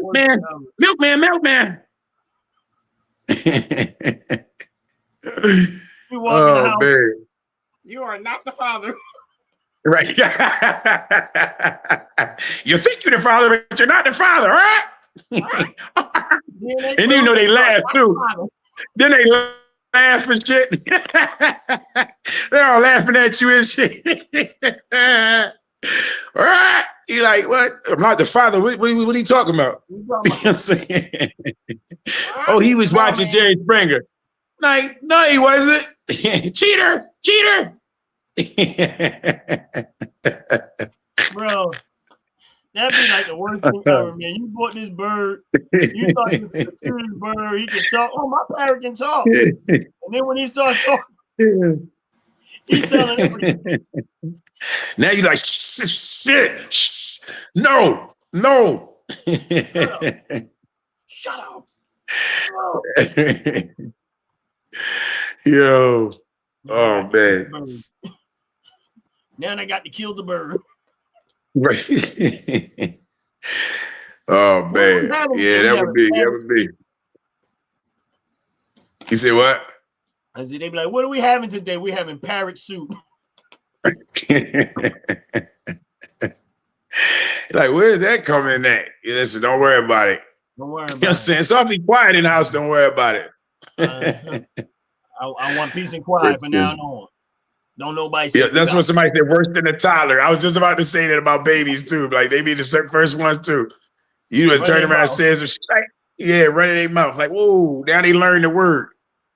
You know what I'm saying? Like, Daddy, that's what the boss you say is an asshole. Yeah, right. I remember my mom when we was parking and she was parking the car and the dude up the block, he was at the park.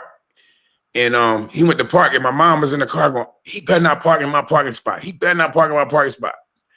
And of course he parked there. No, he didn't park there. I think he saw my mom and he moved up to something.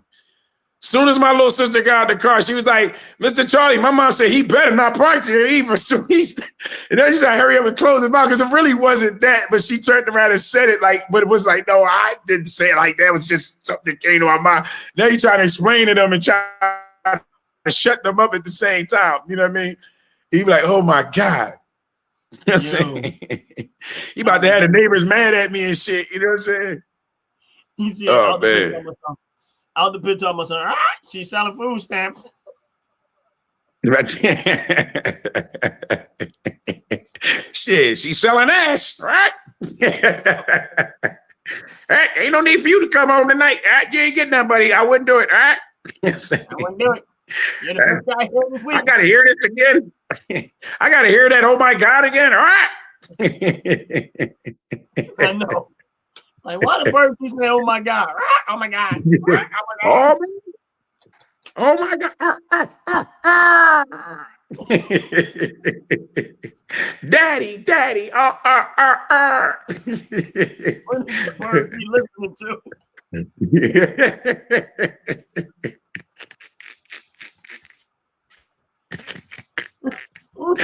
Yeah, I never thought about him having a parent, how much trouble you'd actually got it. I'm glad I never got one, because I'm sitting there thinking like, I never thought about all the information they can tell right there.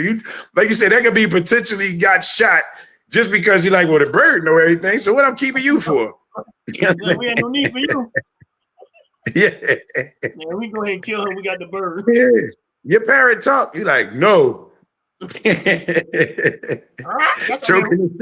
Let y'all put your mouth over top of it. Shit. I'm just keeping you alive just to be like, no, man. But yeah, man. Yeah, it's good. Yeah. I mean, man, I know we got a little bit off, but that's what we do sometimes. We get a little bit off the top of it. That was funny as hell. My chest hurt. Yeah, we had to bring him to Philadelphia. You know what I'm saying? Be like Kevin Hart. We got to buy our own Eagles and shit. You know what I'm saying? Yeah, man. And Philly's an amazing place, man. If you get to know it, you get to know the people in Philly. Not all the people, but most of the people. When you talk to us, you know the vibe about us. Like you can just tell when you know. Right. You just know somebody been from Philly. You can just tell from the way they talk. The dialect, the difference, the comfortability. When you know it's like, oh, you from Philly? Oh, what part? It's like, it really matter, but it don't matter what part you from. You know what I'm saying? But we know when we somewhere we just enjoy. You know what I'm saying? And then people be able to pick you out when you go out of town. Sometimes they be like, yo, they know you from Philly. You like, how? You know what I mean? You got your own thing, your own type of swag. Now it's the soonest damn near. Everybody got a beard. You know what I'm saying? I mean, everybody got big beard down there showing now. Right. You know what I mean? But we'll be reaching out to different people from Philly. Bring them on the show, let them tell their story, man, of Philly greatness Yeah. and some of the Yeah, I'm positive. gonna keep trying to wrap them up, man. I don't want to, like you said, I don't want to put nobody names and information out there because I don't want them, I want them to know what things they do good so they can explain the goodness of what Right. reason it drove them to turn around and be there. So hopefully, like you said, the next show, Wednesday, 6:30 p.m., we're gonna try to do this Philly talk, you know what I'm saying, Right. and then have some conversations, you know what I mean? Right. Yeah. I mean, The it's all soul good, music, man. the music, the rappers, everybody. Like you just know the sound of Philly. Yeah, you know the sound of Philly. You're like, yeah, I know that. You know what I mean? Like, I mean, people get bad rap, man, but Philly got a lot of great things that came out of it, and we're gonna reach out to different people from different walks of our life. Some we may know personal, some that might just know what we're doing and say, I want to get on the show and talk about my life, and where I was and how how I overcame or whatever. And we're gonna reach out to people, man. This is our first Philly talk show. I think I had a good time, man. Yeah, And you on this live, make sure y'all hit the like button. Make sure y'all hit the subscribe button. Don't matter. Like the Bucks channel. Hit the like button and go over there, follow them, whatever. Let everybody know. Out the pit. Out in the pit. You know what I'm saying? Top to bottom products. Top to bottom. You know what I mean? Let's see what it is. Y'all know that's our favorite hair care and skincare products. I mean, if you part of this family and you ain't got no top to bottom, you don't know what you're missing out on. That's all I'm saying. Yeah, I'm about to look good on y'all. I'm about to get pretty on here. Y'all gonna get to see it. You know what I mean? We all got first dibs. I mean, because you know what happens when they get big. You know what I mean? Everybody gonna be like, oh yeah, you heard about that top, bro? Y'all late. Yeah, I might go into modeling. You know what I mean? I might go into modeling. You know what I mean? With this part, I might go into modeling. We've been here for years. Y'all late. I mean, we was trying to tell y'all, but y'all wasn't catching on fast enough. You know what I mean? We've been doing this for years. Yeah. That's why I'm right now. I'm 97 years old. You see this? Y'all thought I was in my 50s. I'm 97. Yeah. You have been running and screaming for that. Wait. Y'all know I'm vampire. When I get my hair, I'm gonna be 97 too. Yes. I get my hair back. I'm telling you, I'm gonna be back on the scene. You know what I'm saying? And it's funny, and RIP underscore Bam Bam too. Yeah. RIP underscore Bam Bam also. You know what I mean? Jay isn't probably not on the show right now, but the Fat-tacular show, my brand Out the Pitch podcast. Mm-hmm. You know what I mean? Like that's the YouTube family, man, and I love them, man. We all look out for each other. Yeah. We all we all try to support each other channel as much as possible. You know what I mean? I know everybody got lives and stuff like that. You know what I'm saying? And you know what I mean? Like the OG and the OG name, the first part of the OG name came from Out the Pit. You know what I mean? When he first started following my channel, he just started calling me OG. And that's where it came. It ain't me like gangster, I'm from the streets and nothing like that. It's just that he started calling me OG, and I added that to my name, like to my YouTube page or whatever case may be. And then, of course, his wife comes back and says the OG Network, which I like. Yeah. Hey. And when you look at the screen now, I don't know. You got old soul. Old guy. Yeah, I seen that OG Network. I said, okay, yeah, he popped it on there. Yeah, I know they was throwing it up and he threw it right straight out. Yeah, so Ron's opinion don't matter, ain't going nowhere. It's going to stay there. But the OG Network is kind of like the whole network itself. Ron's opinion don't matter. Just my personal show that I have on the OG Network as it stands now. And as we bring in more different things and we start to grow this network and we start to grow this channel, like I said, it's open for different things and stuff like that. And like I'm testing the ground of this one just to see where it goes, bro. And I had a wonderful time. Yeah. You know what I mean? Yeah. Because I'll be actually happy to see how many people that we get on here from Philly and the connections that we knew across the city, and to get on here and talk about the things, and what they want to do from the life from when they was, out there doing whatever until where they at now and how they come about now and be like, wow, and just really appreciate, because like we just talked about nostalgic of a lot of places that was open and things that we did, and there were certain things that we learned, like, oh dang, I remember that, you know what I mean? So just imagine, you know, we coming from different parts of Philly, like you had telephone numbers like the 224, 228, 927s, 424s, you know what I'm saying? 424, 747, you know, you knew they was what part of Philly they was from, 474, like you like, oh, you were in West Philly. You from Mount Airy. Oh, you from Germantown. Yeah, right. So you know what I mean? Like, yeah, you know, the area codes, bro. We knew it. Like, that's what I'm saying. You know, you knew where you was from in them different parts of Philly. Like, you know, you getting a girl number, you like, yeah, I'm from 474. You like, well, you from what part of West Philly? Like, you know what I mean? How you know where I'm from? You like, I just know. You know, now it's like you could barely be like 215, 267 to know that's sad, but 267 got to add it on later. You know what I'm saying? I mean, so if somebody like you ain't from 215, you ain't. You know what I'm saying? Like, you ain't 267. Those are three numbers. I know that it's like on the outside. Before we get off, I wanted to make this point because somebody have said something about where is it a place where a lot of African American and melanated people live, where they where their wealthier ones live. And I said, well, if you go right in Ham Township, right outside of Philly, you're gonna find out there's a whole lot of black doctors, wealthy people that are actually African American. Pick up a lot of that area. Like Abington, Cheltenham Township and stuff like that. And that's actually where Bill Cosby lives. Outside on that. But like I said, a lot of times people don't realize that there's a lot of stuff that's great things that come out of Philly. And even African American, a lot of black people in Philly, and we get a lot of bad rap, but they don't. Some of them still live there. Right, because you don't. Some of them still live there. Rich people. You had a lot of rich people that lived out on Wynwood or West Philly. You had a lot of people that lived down Germantown on Erie Avenue. They were doctors and lawyers that lived up there. You know what I'm saying? Right. And they breed out, especially going to Germantown. There's a lot of mansions in Germantown. Yep. You know what I'm saying? There's a lot of great things that came out of Philly, man. And you know, it's not really about skin color. It's just that because we get a lot of bad rep, being African American in Philly. This is where I'm trying to point out. It's not really about skin color. It's just that people always try to make it look like this is what because they this and that and that. And you don't realize there's a lot of great things.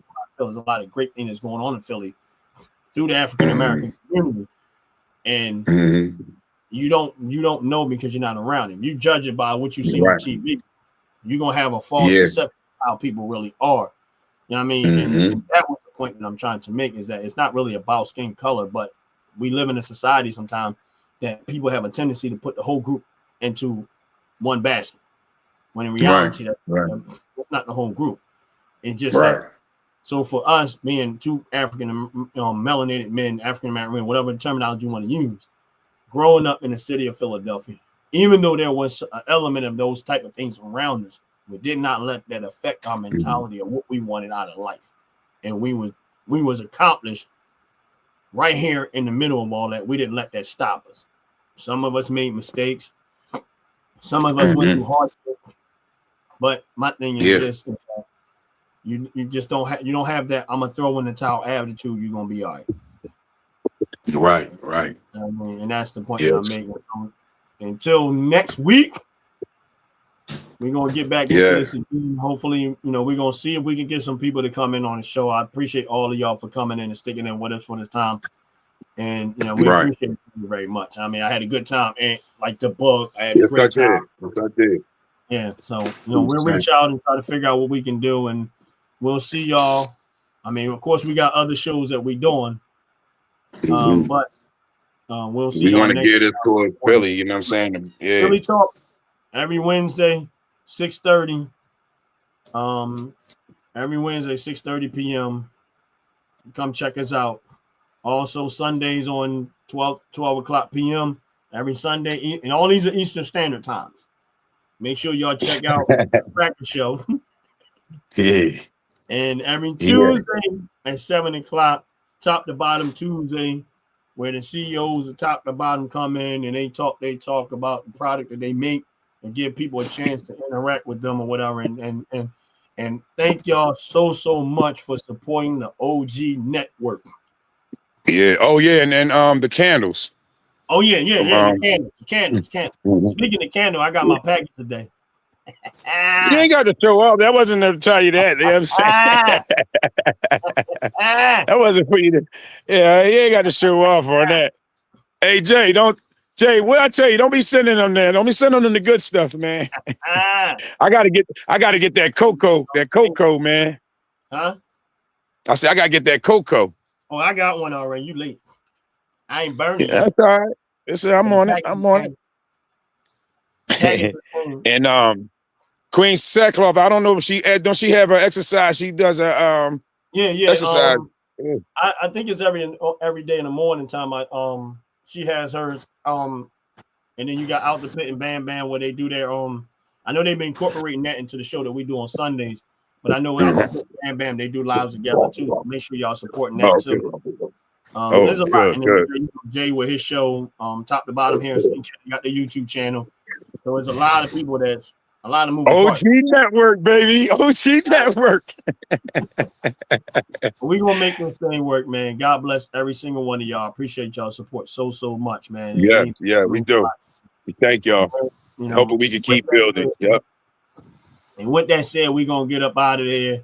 Make sure y'all hit the like, subscribe button, subscribe to everyone and everyone's channel. Until the next time, we out of here.